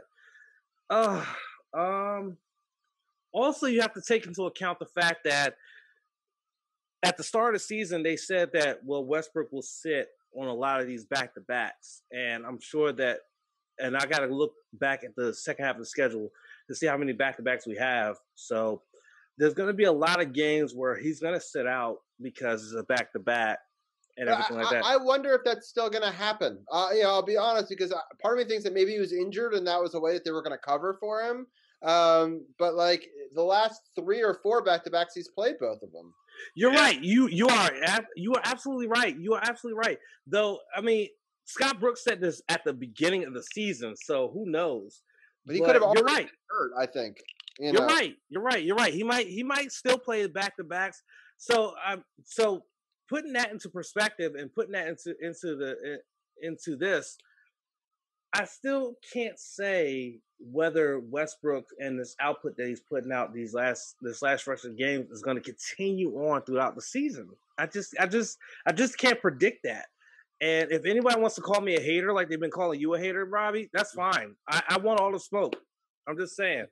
Right. Yeah. A lot of people think that I'm a hater for not just like bowing down to Westbrook and saying he's the greatest and he's the best point guard to ever play for the Wizards. And I mean, he might be a Hall of Famer, or probably is. And he'll probably be Dude, Russell Westbrook is a first ballot slam dunk Hall of Famer. Right. Well, but I don't know if he would be as a Wizard, right? I mean, he would be as a. I mean, sure. If you just take this one stretch of games, then no, he's not a Hall of Famer. Do you think he's the best point guard to ever be on the Wizards? I don't know if I can go that far, but right. See, that's what they're already trying to claim. Yeah, that's a tough one, right? Yeah, I mean, you have to win a playoff game with the franchise, I think. Right. Gilbert Arenas would like to have a word, please. Yeah, exactly. And I would like. But there's no question he's a Hall of Famer. There's no question he's one of the right. But he's a Hall of Famer for what he's already done before he was a Wizard. Yeah. It's not necessarily because you know what I'm saying. Like. Yeah. Probably. I don't know if he's better than Wall. I don't know if you can claim that he's even better than Gilbert until he like wins a playoff series. I don't care how many triple doubles he gets. Like that doesn't mean you're the best point guard. Like it's a cool stat, but it's not for me. It's not the stat. It's are you a winner? And he was a winner. He got teams to conference finals and played very well in a lot of those seasons and has been an MVP in the league, right? And so I'm not saying that he hasn't been, but the fact is that he's not even making the All-Star game this season. How could you claim that he's better than John Wall over John Wall's career as a Wizard, right? So I don't see it yet. I mean, if he gets to the playoffs with this team, with this slow start, and they end up winning, the first round in the playoffs, then I think maybe we can have a conversation. So it's going to be tough for me. But let's, for timing purposes again, we're kind of running out of time. Let's get into this Celtics game. This one's rough because we didn't really think we were going to win this one. And we really had an opportunity here. Bradley Beal once again scores over 40 points, 46. And now I believe it's 11 in a row that he's lost when he scored over 40. And the Boston came out strong, 33-28 to start. It was even in the second. Both teams scored 27. In the third, the Wizards outscored Boston 21-19. And the Wizards actually outscored Boston in the fourth 34-32 and had a 5-point lead in the final minute of the game. But Boston, again, this came down to defense. They just let easy scoring happen, and Boston was able to come away with this victory. Arun, give me your quick thoughts on it. Yeah, I think maybe when you guys made the prediction, you guys didn't know that Jaylen Brown, the Celtics, I mean, he's been better than Jason Tatum has this year, and probably because Tatum has had COVID and he's had shortness of breath. But I think this was a very winnable game for the Wizards. Also, Marcus Smart, he's still out. Kemba Walker, he looked great in the fourth quarter, but that probably had more to do with the Wizards' defense. I just think the Wizards, like a couple of the role players like Denny, Bonga, Wagner, they didn't have good games, but Bradley Beal did enough to like pretty much cement this game. And Robbie, you pointed out defense wasn't really that good down the stretch of this game. The final possession, they had Bradley Beal covering Jason Tatum. Bad decision by Scott Brooks or Bradley Beal. They probably should have put Bonga on him. Rui Hachimura did not have a good contest on the final play of the game, the final Celtic game winner. And of course, Bradley Beal falling down out of bounds. I think it's on Scott Brooks again for not calling timeout on that play, especially when the trap happened. He should have run out on the floor and called timeout. The final possession was ugly, double team. Bradley Beal, he probably should have shot it actually earlier because it would have been a chance for a second chance rebound. One of his teammates should have cut to the rim. But not a good final inbounds call by Brooks to let Beal take the winner Boston did the right thing by taking the ball out of Beal's hands.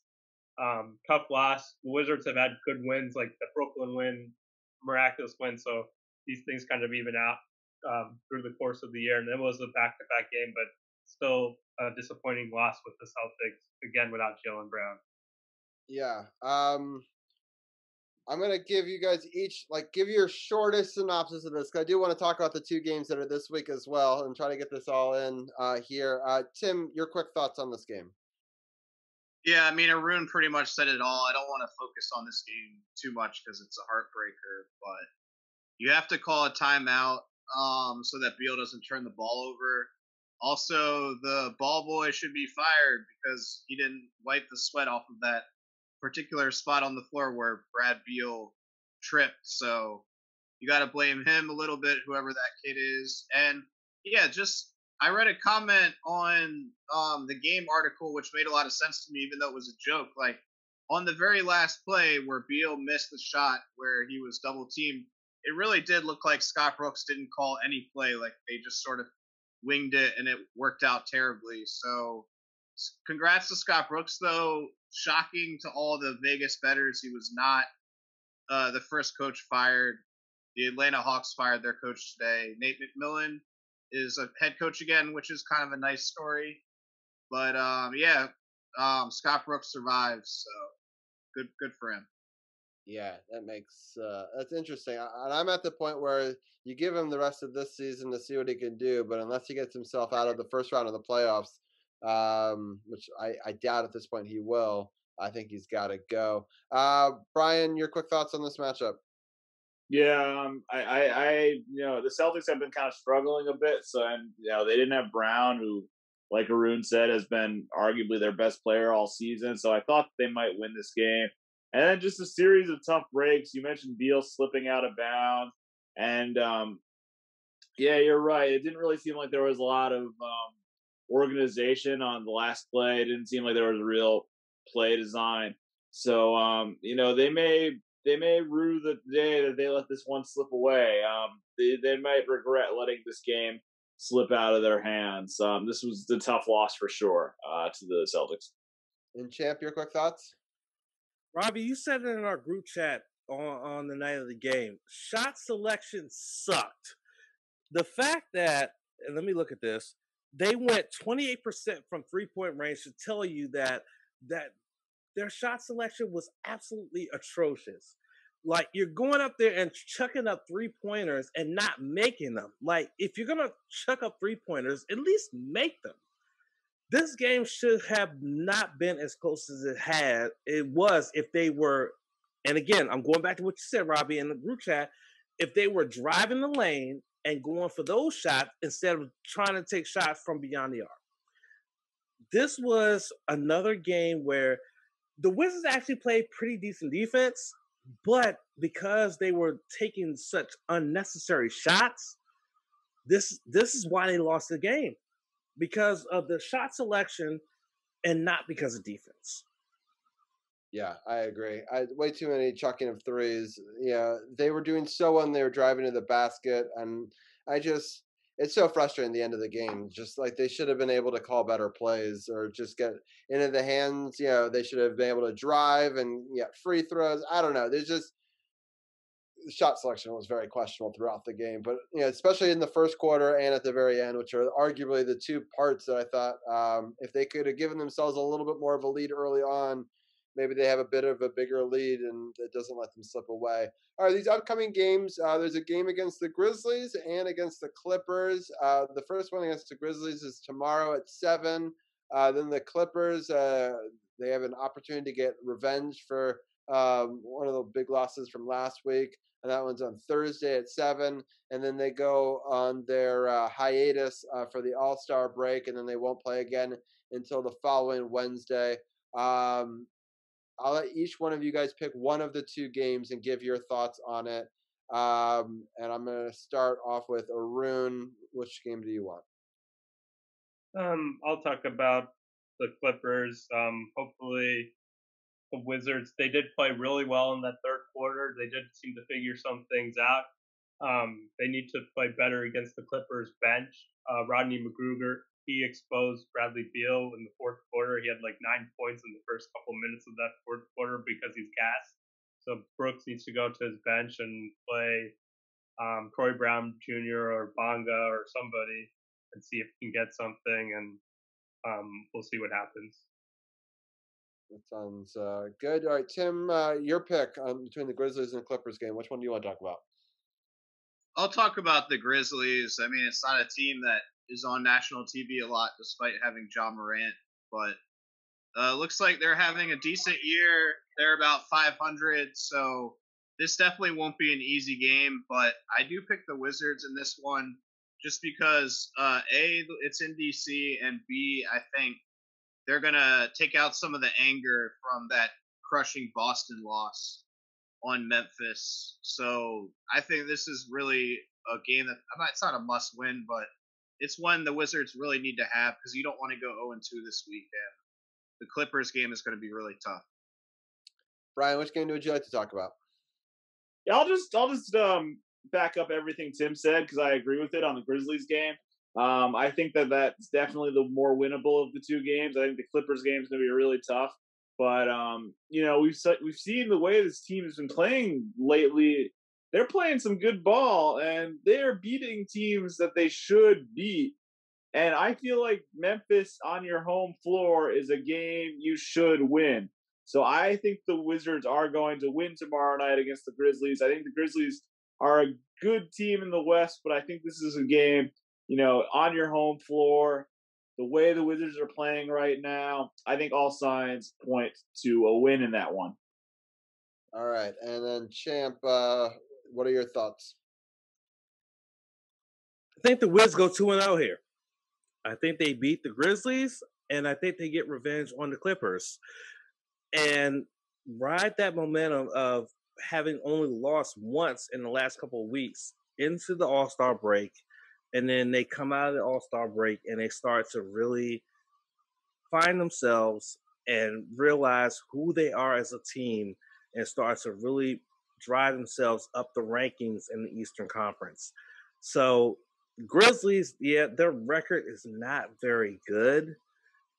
And the one guy that they have on the team that can score, Ja Morant, only scores under 20 points per game. So that's a winnable game. But it seems like the Wizards tend to play down to the competition. So hopefully they don't do that. They don't play down to the Grizzlies, and they absolutely just run through them. And then they get the Clippers at home, and they go through the Clippers and say, hey, y'all are in our house now. You have to answer to us. So I think the Wiz go 2-0 to go into the All-Star break and really build momentum going into the second half of the season. Sounds good. All right, Arun, what are your thoughts on the weekly record? I'm gonna go 1-1. They'll probably, I don't know, they don't seem to be, I don't know, are they a consistent team? It's hard to say. And as Tim said, the Grizzlies are playing better. Wizards could lose that game, but maybe they could upset the Clippers. So I'm just gonna say they're gonna split both those games. And Tim, what are your thoughts on the record overall? Yeah, I'm gonna say split. I love the confidence of 2-0, but I can't go there. Yeah, and Brian, what are your thoughts? Yeah, I'm going 1-1. I think they beat Memphis tomorrow, but lose the Clippers. Yeah, I also think it's going to be 1-1. All right, well, that's great. We got through all of that. We'll break down both of those games next week. We'll also talk maybe a little bit of the All-Star game, but I'm not going to guarantee that because I'm not sure I'm going to watch it. We'll see. Because my favorite part of All-Star Weekend is like the dunks and the three-point shooting and all that sort of stuff, which they're not even doing, right? So no, they are doing that this year, but it's going to be. I think the dunk contest is at halftime, and I think the 3-point contest is at maybe the start of the game. But they are doing it this year. Yeah, there's a wrestling pay-per-view taking place on that night, so I will not be watching it. All right. Yeah. Arun, do you know anything about the schedule at all? They're gonna do some of the festivities at like halftime, apparently, like a 3-point shootout with fewer contestants. Interesting. Obi Toppin's in the dunk contest for the Knicks. Yes, he is. Good. Thanks for pointing that out, Tim. Yes, he is. Yeah, I think they only have three contestants though. Interesting. Well, I'm happy that they have it because without that, I don't think I'd care at all. So I might tune in just for that. All right. I'm going to let everyone give their final thoughts, and then I'll get Carol back on, and we'll wrap this up. Both segments went much longer than I expected, but lots of games, lots of wins, a lot to celebrate. Tim, I'll let you be the first to give your final thoughts. Do you have any final things you want to say? Yeah, I just had a lot of fun tonight.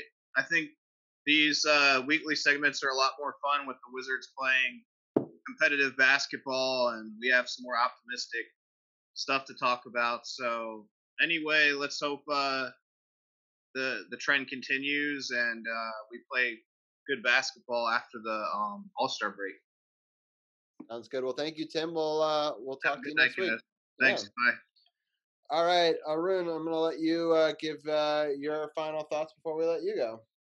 Yeah, I guess I would say Westbrook isn't even a top 4 point guard of Washington all time. You got Earl Monroe, you got Wall, Gilbert Arenas. I would even take hot dog eating Rod Strickland during the game over him. And the Washington football team, shout out to them for getting. I guess it's rumored that Alex Smith is leaving town. I can't remember the last time a comeback player of the year left his team. I think it might be the first time in NFL history. So Washington football team making new things happen every day. And that's it. Sounds good. Thank you, Arun, for joining us as always, and we'll talk to you next week. All right, later. All right, Brian. I like that you're doing your shows on Friday now, so thank you. People should tune in to that. Again, podcast partners button on SportsOTHP.com, or you can search for Upon Further Review with Brian Brennan on all different podcast platforms. I really enjoyed your segments the last couple of weeks with the Ask Brian, and I like how you recap all the different sports stuff. So anything on the agenda for this week? I'm planning for Friday's episode of Upon Further Review with Brian Brennan. I talked to my friend Charlie because he might be on, so I might be interviewing him. So stay tuned for that. And we might do another Ask Brian because, like you said, the Ask Brian segment is becoming really popular. Like it's people are actually, starting to come up with questions for me outside of when I'm doing it. So I might do another one because I have a solid list of questions that I can do for last time. But yeah, like you said, check out the podcast wherever podcasts are available. And plenty more content on the way. It's been a lot of fun, and stay tuned for episode 33 of Upon Further Review with Brian Brennan this Friday. Thank you so much, Brian. We'll talk to you next week. No problem, Robbie. Thank you. All right, Champ, let people know what's happening on the No Spots podcast. Oh, man, listen. In New Japan Pro Wrestling, they just announced that they're unifying the IWGP Heavyweight and Intercontinental Championships, and the New Japan Cup is starting this Thursday. So this coming Wednesday on twitch.tv/True No Spots Pod, myself and Sage will preview the New Japan Cup and give you our predictions for that, as well as on the regular podcast, we will talk about Revolution for AEW, which is coming up this Sunday. We got a lot coming for you guys this week in terms of wrestling. So just rock with us. You know what I'm saying? Rock with us. Sounds good. We appreciate you as always, and we look forward to talking to you next week. Thank you for having me. All right, Chan, take it easy. All right, Carol. I know we planned it for an hour and a half show, and both segments ran 15 minutes long, but they were great segments, and we also got a little bit of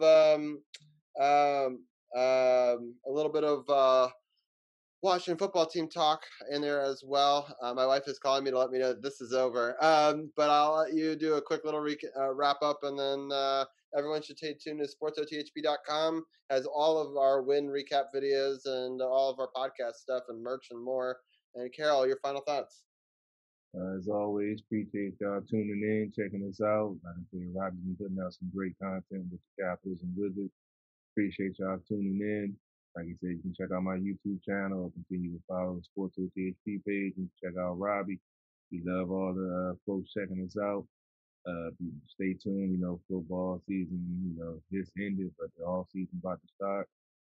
Once I get out of restriction on streaming on my page or whenever that might happen, me and Dujanay is going to break down all the off-season stuff, with the quarterback situation, salary cap, pending free agents, draft, all of that good stuff. So stay tuned for that. Make sure you check out SportsOTHP for the apparel. I'm rocking the burgundy and gold. Robbie got the District of Champions pillow in the back. I got the backdrop. And we also got the classic hoodie. You've got the Washington football team color hoodie. We got it all going on. Yeah, so make sure y'all check it out. Appreciate all the support, all the love and appreciation. If you're looking for a new used pre-owned certified vehicle, to holler at me down the Waldorf Honda, 2450 Crane Highway. Hit me up, inbox me, or come on down. Make sure you check me out on At the Bar Radio Sundays, 6 p.m. Excuse me, we're talking politics, current events, independent music, interview guests, and At the Bar Radio. So it's a little bit different from Sports on the Hill podcast. Check it out. Streaming live on YouTube and Periscope. Other than that, I'm gonna end the show as always with network affiliate Renegade 703. Make sure you go follow them. Streaming on all platforms. Money Convo, and you know how we do. CP3, Robbie G, SportsOTHP. We out. DC Sports out of politics. It's not just a catchphrase. It's not just a motto. It's what we do.